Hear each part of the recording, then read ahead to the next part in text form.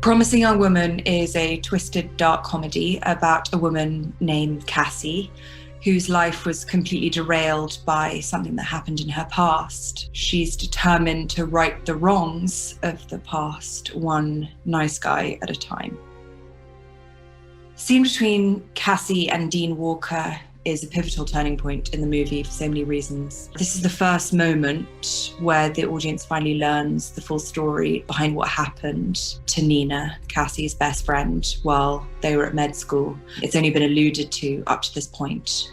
She's on a mission to make sure people understand the consequences of their actions. She wants them to just admit their wrongdoings. She wants an apology. She wants to forgive them. But that forgiveness is only possible if they confess. So this scene starts with Cassie in another one of her many disguises. She's waiting outside a girls' high school, and she's playing the role of the incredibly late and lost makeup artist who's on her way to the set of a music video for a very popular boy band. Your taste, right?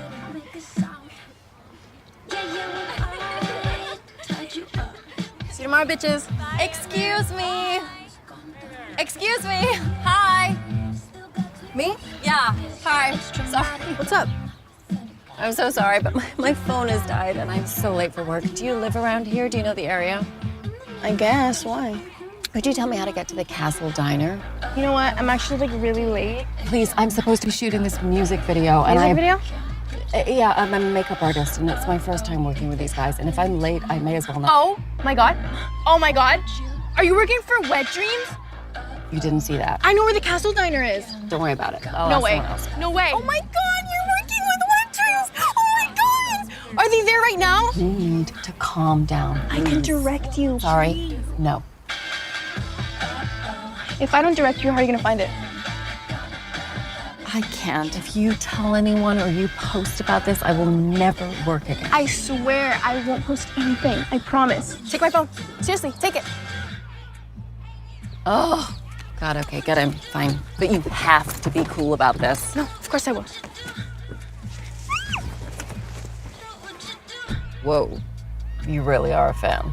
I'm obsessed. I have a whole Insta dedicated just to George's dog. Crazy coincidence. I know. You know what? This is fate. Sure seems like it, huh? When I wrote this scene, it was partly because I'd been thinking how easy it is to be a female predator. A young woman is an innocuous presence and only needs a certain amount of forethought and planning to seem credible enough to convince a girl to get into your car. For Cassie's character, it was a lot about hair, makeup, and costume, as it always is for any character, but especially in this film because she is changing her personality, her locations, and she's changing the way she dresses for each occasion. It's very much about a disguise. The high school girls, the dean's daughter and her little friends that were sort of walking around. It was very, fresh, but sort of like today's high school girls. You put a bit of mascara on and maybe wear some lip gloss, but not the Instagram full beat because we wanted it to look like. Also, these people sort of live in Anywhere, USA. We start on feet walking and we track. This is like her on her mission, and it's like, so there's a momentum to it. I'm not sure the audience is quite sure what's going on at this moment, why she's luring in this schoolgirl. You don't really know. From a camera's perspective, it's sort of, that first part is to build some kind of momentum and curiosity.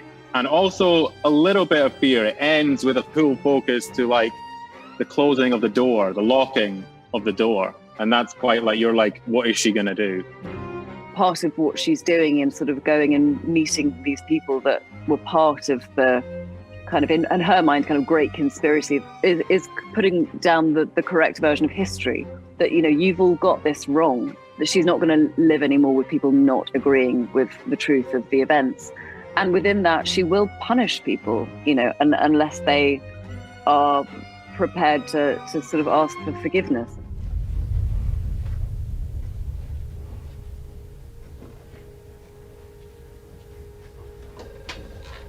Yes. Dean Walker is ready if you'd like to go on through.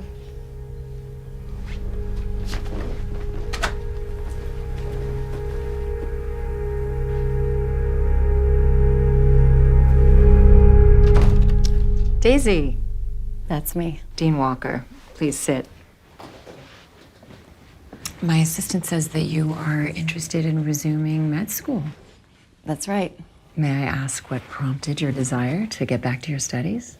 I guess I couldn't stop thinking about my time here. Yeah, it's an extraordinary place. It's an unusual request. Yes, but I left under unusual circumstances. Oh. I left because of what happened to Nina. Nina Fisher. You don't remember her? Maybe you remember Alexander Monroe? Oh, yes, Alexander Monroe. He actually just came back and gave a talk here. Oh, he's a really nice guy, really smart. Are you a friend of his? No. So you don't remember the accusations made against Al Monroe? I don't. He took a girl, Nina Fisher, the one you don't remember, back to his room where he had sex with her repeatedly and in front of his friends while she was too drunk to have any idea what was going on. She was covered in bruises the next day. Handprints, I guess you could say. Was it reported? Yes. Do you know who Nina spoke to? You. But you can't remember, so. You felt there wasn't sufficient evidence. You said it was too much of a he said, she said situation. Well, you know, we get accusations like this all the time. 1 or 2 a week. I'm sorry I don't remember your friend Nina, but I can assure you at that time that I looked into it thoroughly. His friends were all watching, laughing. It's so hard. But you know, also if she was drinking and maybe couldn't remember everything. So she shouldn't have been drunk. I'm not saying that. Sorry, I don't mean to sound critical, Dean Walker. I just want to be clear. None of us want to admit when we've made ourselves vulnerable, when we've made a bad choice. And those choices, those mistakes can be so damaging and really regrettable. Regrettable. Yes, I mean, because what would you have me do? Ruin a young man's life every time we get an accusation like this? So you're happy to take the boy's word for it? I have to give him the benefit of the doubt. Of course you do. Because innocent until proven guilty. No arguing with that. No. Thank you for your time. Is your friend okay? No, she's not. But Al Monroe is. You'll be glad to hear he's doing really well. He's getting married, actually. So, you know, I guess you did the right thing. We have to give these boys the benefit of the doubt. That's why I know you won't mind that 3 hours ago, I picked your daughter, Amber, up from school and introduced her to the boys who live in that room now. What? She is really pretty, huh? She looks a lot older than she is. I don't believe you. I noticed they had a few bottles of vodka in the room, too, but I'm sure they'll take good care of your daughter. She seemed excited, actually.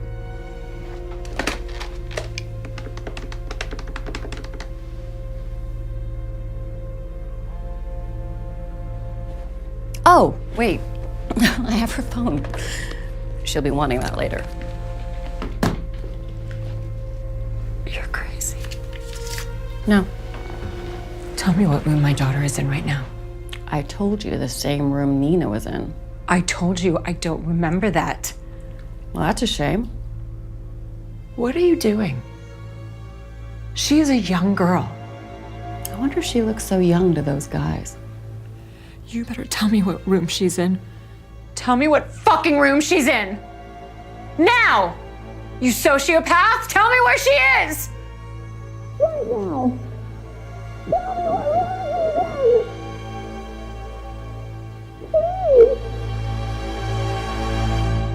Please tell me. What Cassie's looking for from Dean Walker is an incredibly straightforward apology, and when she doesn't get one, then, you know, she has to show her. It's painful to Cassie because it's exhausting to have to go and have the same conversation every time. I think she really wants to forgive herself. That's why this is so distressing, because this film really is about somebody who can't forgive themselves. She is steely-eyed in that scene because the punishment is fair. And I think to frighten somebody into thinking that their daughter is in a dorm room with some, you know, suspicious guys feels like a sort of really fair trade to her in that moment. I think that's where she is in her kind of mission for justice. The way that Cassie's written in those moments, she is absolutely, you know, sort of poker-faced and kind of scary in her lack of empathy. But then afterwards, you see the impact on her, and you see that actually she's a human being. It's just true. It's just one of those like truths of life that you care more, you care differently when you experience it a little closer to home. I realized in playing this character and playing the role that she's really articulating a point of view that a lot of people have, and maybe people don't even realize that they have. It's sort of a more unconscious or subconscious point of view that this Dean articulates in the scene.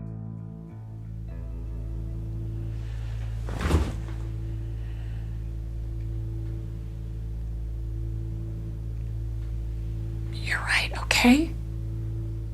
Is that what you want to hear? You're right. You're right.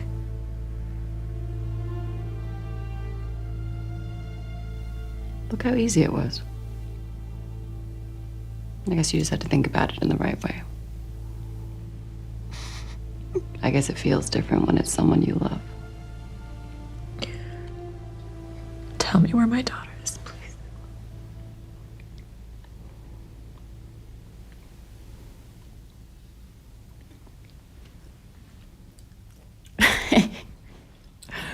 Relax. Dean Walker, do you really think I would do something like that? Luckily, I don't have as much faith in boys as you do. Amber is sitting in a diner, waiting for her favorite boy band to show up for a music video. It's the Castle Diner, if you want to call and check. You should probably call, actually, or she may never figure out they're not coming. She's kind of an idiot, huh? Gorgeous, though. Who needs brains? They never did a girl any good. Great to see you again, Dean Walker.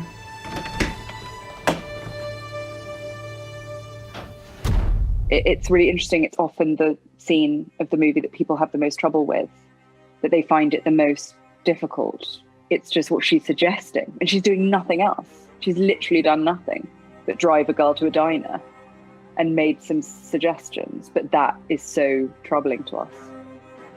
It's really, really rare to read a script or read a scene where I'm genuinely caught off guard, where I'm genuinely surprised. And it was so clever, and there's such amazing payoff.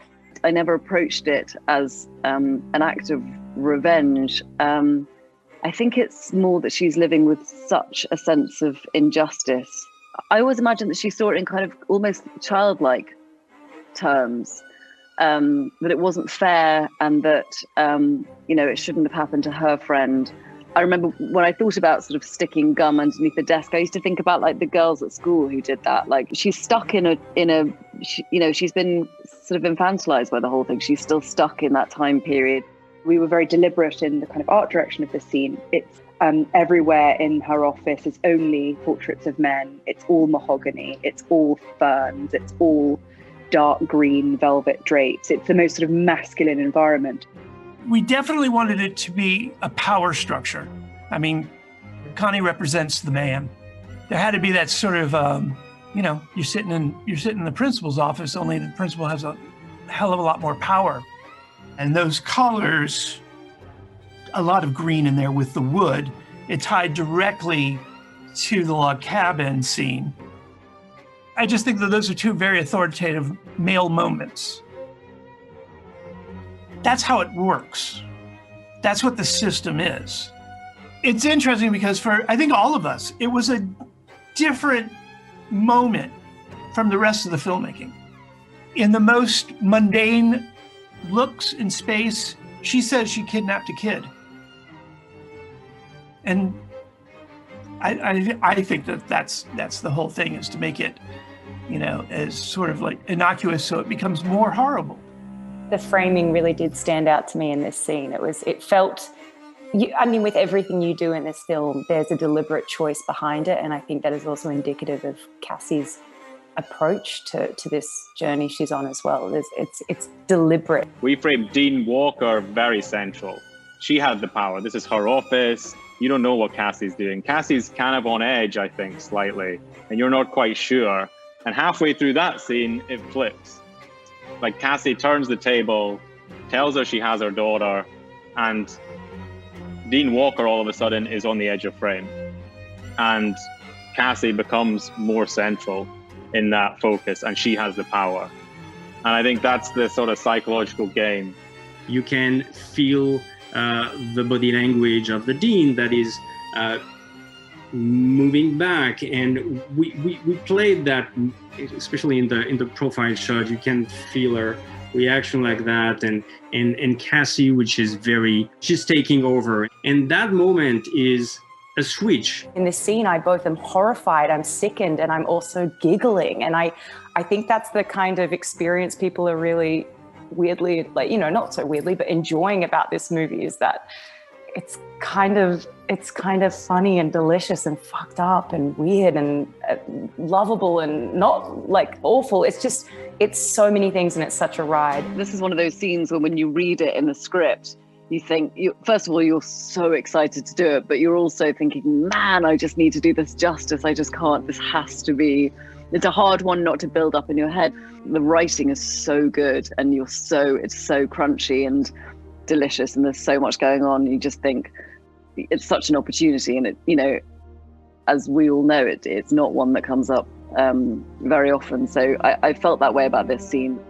The things that we're talking about in this film are so common that people really hadn't thought about them very deeply. And I certainly think in my own life and in I think all of our experiences, probably in all sorts of ways, when people are called out on bad behavior, they double down, or they give a kind of like faint apology that's like, I'm sorry you felt this way. I'm sorry that I made you feel, that you have these caveats.